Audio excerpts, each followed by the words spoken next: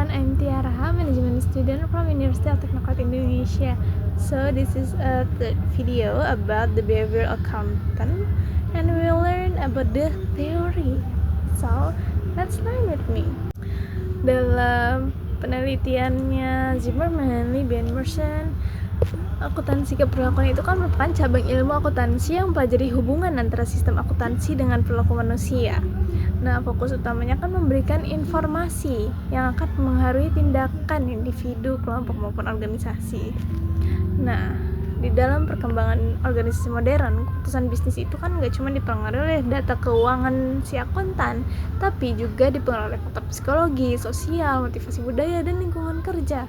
Nah, karena itu teori-teori keperilakuan dalam akuntansi juga berkembang untuk menjelaskan gimana sih manusia bisa bertindak dalam situasi yang berkaitan dengan sistem akuntansi dan pengendalian manajemen.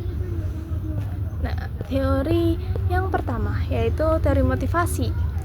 Teori motivasi ini menjelaskan bahwa perilaku individu itu bisa dipengaruhi oleh dorongan untuk mencapai tujuan tertentu.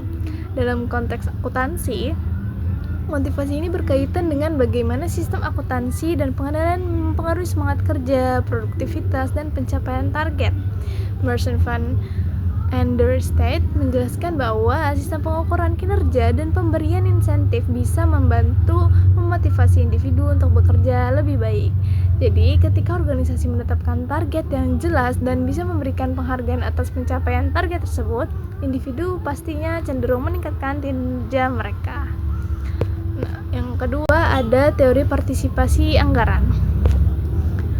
Menjelaskan bahwa keterlibatan individu dalam proses penyusunan anggaran bisa dipengaruhi sikap dan perilaku mereka terhadap pekerjaan. Teori ini dibahas oleh Schiff and Lewin dalam kajian mengenai perilaku penganggaran.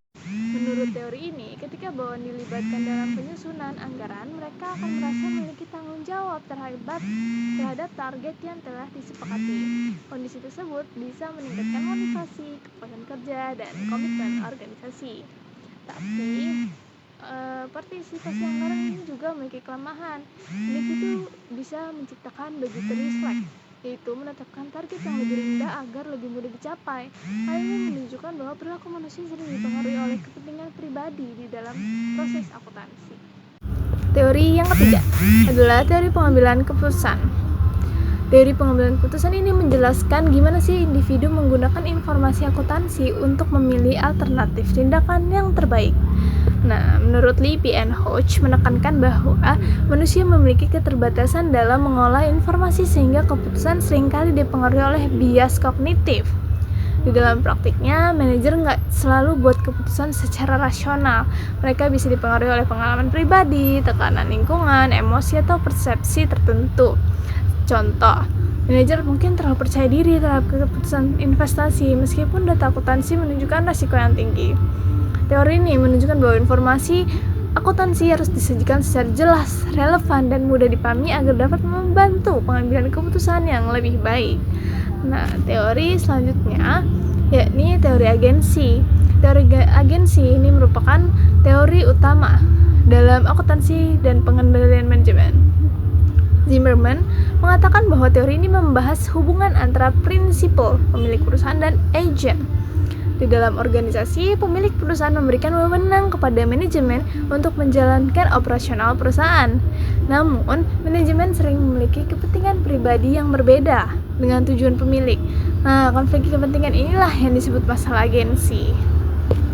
Sistem akuntansi digunakan untuk mengurangi konflik tersebut melalui laporan-laporan keuangan dan pengendalian internal, serta sistem evaluasi kinerja.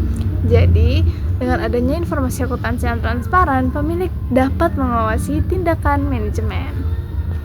Teori yang selanjutnya yaitu teori pengendalian manajemen. Teori ini menjelaskan bagaimana organisasi mengarahkan perilaku individu agar sesuai dengan tujuan perusahaan. Merson dan van der State menyatakan bahwa sistem pengendalian manajemen terdiri dari pengukuran kinerja, evaluasi, penghargaan, dan pengawasan. Jadi di dalam teori ini, informasi akuntansi digunakan sebagai alat untuk mengontrol perilaku anggota organisasi. Contoh, laporan biaya digunakan untuk memantau efisiensi, kalau laporan laba digunakan untuk menilai keberhasilan unit bisnis. So that's all about the beberapa teori dari teori ekspektansi. So that's all about the view of accountant behavioral theory. And thank you learning with me, and see you in the next video.